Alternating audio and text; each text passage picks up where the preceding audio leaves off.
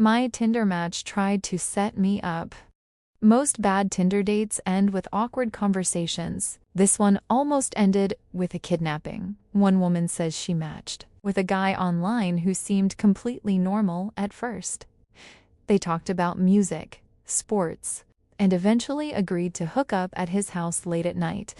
But the closer she got to the address, the more wrong everything felt. The house was dark. There were too many cars outside. And then out of nowhere, a white van with no headlights slowly turned onto the street behind her.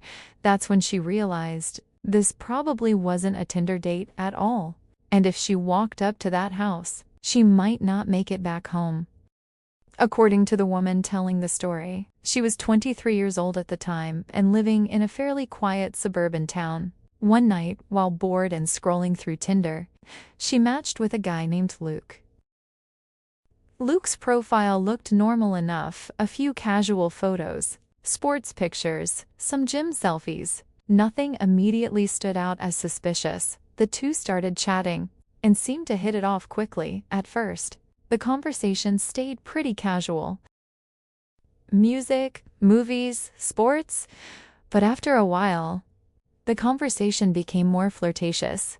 Eventually, the topic shifted toward hooking up. According to her, that was the entire reason. She was even using Tinder at the time. She wasn't looking for a relationship, just something casual. Luke said he wanted the same thing. After texting for a while longer, he invited her over to his place. But there was one detail that immediately felt slightly odd. He wouldn't give her the address right away. Instead, he first asked what area she lived in. Only after she answered did he suddenly provide an address nearby, walking distance nearby. At first, that almost felt convenient. But later, she realized it was probably intentional. Before agreeing to come over, she requested a phone call first. According to her, she always did that before meeting people online. The phone call actually made her feel better initially. Luke sounded completely normal. Young, relaxed, funny, the two joked around for a while, and nothing about the conversation seemed alarming. Eventually, she agreed to head over, but something in her gut still felt slightly off. So instead of walking directly to the house, she decided to scope the area out first. According to her, that decision probably saved her life. The address Luke gave her was only about 10 minutes away on foot. It was already late at night by the time she left. According to her, the streets were mostly empty, a few parked cars, a couple porch lights, almost no people outside. As she got closer to the neighborhood, she started noticing something strange. The area didn't really match the way Luke described himself. He claimed he lived alone in a small townhouse. But when she finally reached the street, the house looked completely dark, not dimly lit, pitch black, and according to her, that immediately made her nervous. Then she noticed the cars. There were way too many vehicles parked outside. Not one or two, at least 5, including a large van parked halfway down the street. At first, she tried rationalizing it. Maybe roommates, maybe guests, maybe she had the wrong house. So she stopped walking and messaged Luke, asking if she was at the correct address. He immediately replied, "Yeah, LOL, come to the side door." That message instantly made her uncomfortable because, according to her, there was no visible side entrance from where she stood. And now she started noticing something else. None of the cars looked recently driven. Several had fogged windows. One even looked abandoned. According to her, the entire street suddenly felt wrong. Too quiet, too dark, too empty. Then her phone buzzed again. Another message from Luke. "Hurry up," no smiley face, no joke, just that. And according to her, the tone suddenly felt aggressive. That's when she decided she wasn't going inside. She started slowly backing away down the sidewalk, while pretending to check her phone. Then something happened that made pure panic hit instantly. The white van down the street suddenly turned on, but not the headlights. Just the engine, according to her. The vehicle started rolling slowly toward her in complete darkness. At first, she genuinely froze, because the van wasn't driving normally. It was creeping forward slowly, almost matching her walking speed. Then another message appeared on her phone. "Where are you going?" according to her. That was the exact moment survival instinct fully kicked in, because there was no way. Luke should have known she was leaving already, which meant somebody was physically watching her from nearby. She immediately turned around and started walking faster. The van sped up slightly too. Still no headlights, still following. According to her, that's when she stopped trying to stay calm. She broke into a full sprint, the sound of the van accelerating. Behind her echoed through the street. She didn't even look back anymore. At one point, she dropped her phone while running. But according to her, she didn't stop for even half a second to grab it. She just kept running, heart pounding, barely breathing. According to her, the only thing she could think was, if they grab me, I'm done. Eventually, she reached a larger road with traffic nearby. The van suddenly stopped following, then quickly turned down another street and disappeared. According to her, she ran all the way home, shaking uncontrollably. Once inside, she locked every door immediately, then finally checked Tinder again. Luke's profile was gone, completely deleted. And according to her, that realization terrified her more than anything else, because it meant the account was probably never real to begin with. Later, she reported everything to police. But without the Tinder profile or her dropped phone, there wasn't much information left to investigate. To this day, she still believes she narrowly escaped some kind of setup, because looking back, there were too many things that didn't make sense. The delayed address, the dark house, the side door instructions, the multiple cars, and especially the van moving through the neighborhood with its headlights off. But without the Tinder profile or her dropped phone, there wasn't much information left to investigate. To this day, she still believes she narrowly escaped some kind of setup, because looking back, there were too many things that didn't make sense. The delayed address, the dark house, the side door instructions, the multiple cars, and especially the van moving through the neighborhood with its headlights off. I got catfished into meeting someone at a park at midnight. Most people worry about getting catfished on Tinder. This guy almost got hunted. One man says he matched with 2 girls online who invited him to hang out late at night at a local park. At first, it sounded stupid but harmless. But once he arrived, nothing felt right. The girls kept leading him deeper into the darkness, away from the parking lot, away from the lights. Then suddenly, he heard movement in the woods beside him. That's when he realized this probably wasn't a date at all, and by the time he turned around to leave, he thinks multiple people were already surrounding him in the dark. According to the man telling the story, he was around 19 years old at the time. Like most people his age, he used Tinder mostly out of boredom.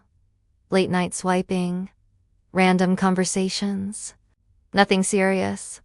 One night, he matched with 2 girls using the same profile together. According to him, the account looked pretty believable.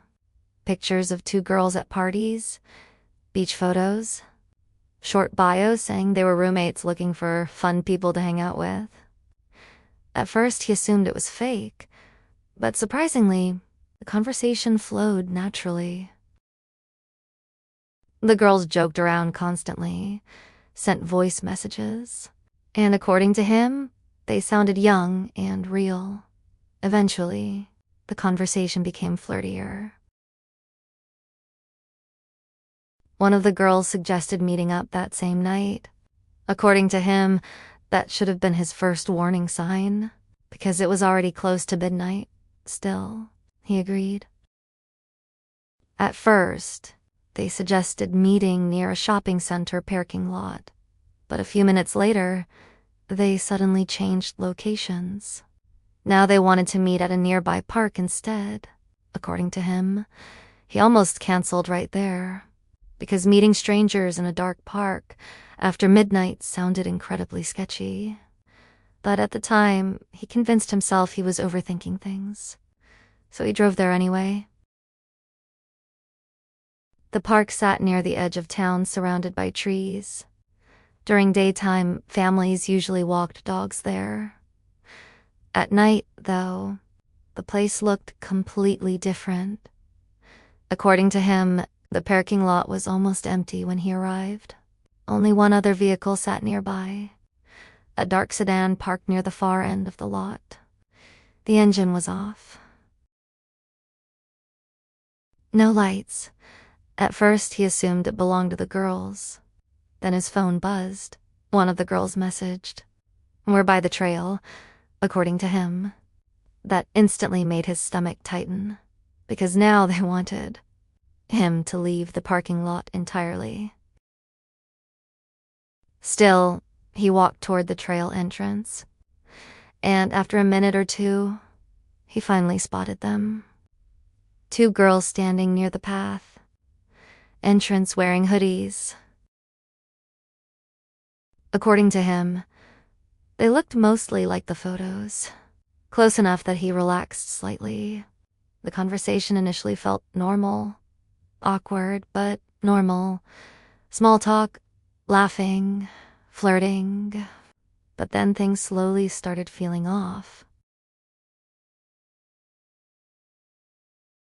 The girls kept encouraging him to walk deeper into the trails, further away from the parking lot lights. According to him, every time he slowed down, they pressured him to keep moving. One would joke, "Why are you scared?" The other kept saying, "There's a cool spot further in," and according to him, their behavior started feeling rehearsed, like they were trying to guide him somewhere specific. Then he noticed something disturbing. Neither girl seemed interested in him romantically anymore. The flirting completely stopped. Instead, they kept glancing around into the woods, almost like they were checking for something or someone. That's when he heard it.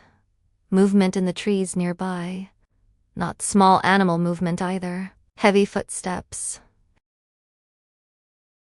According to him, the sound immediately froze him in place.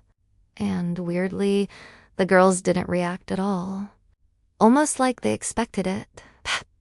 Then one of them suddenly grabbed his arm lightly and said, "Come on, it's just a little further," according to him.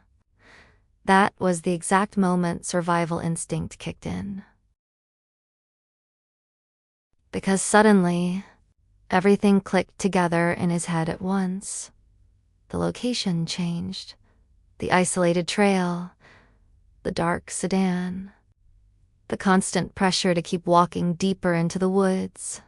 And now, the footsteps hidden nearby.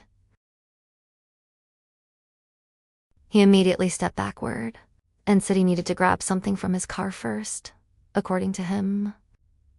The girls' expressions changed instantly.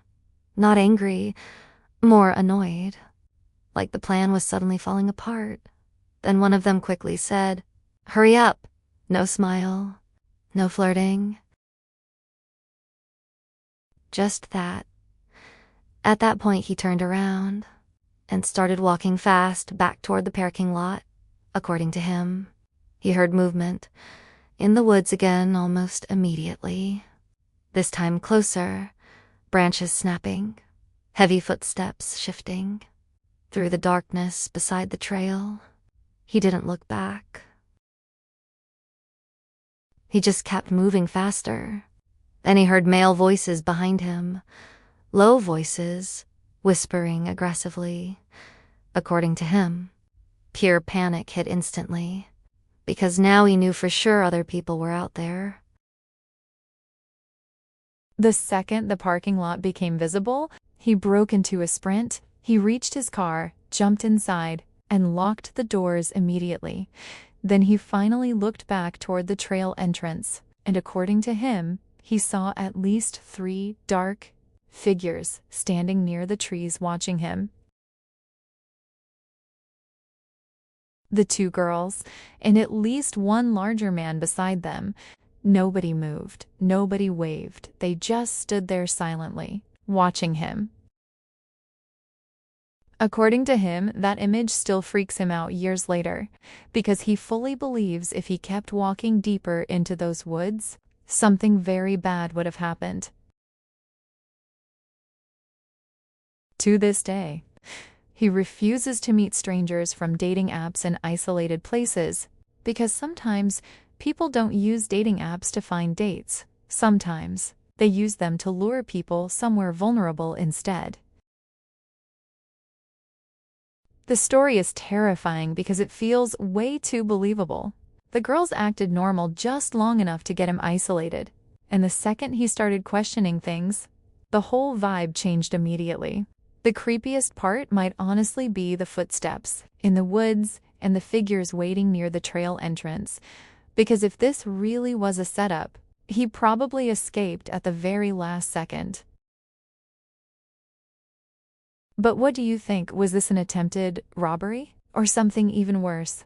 Let me know in the comments. And if you enjoy creepy true stories like this, make sure to subscribe for more.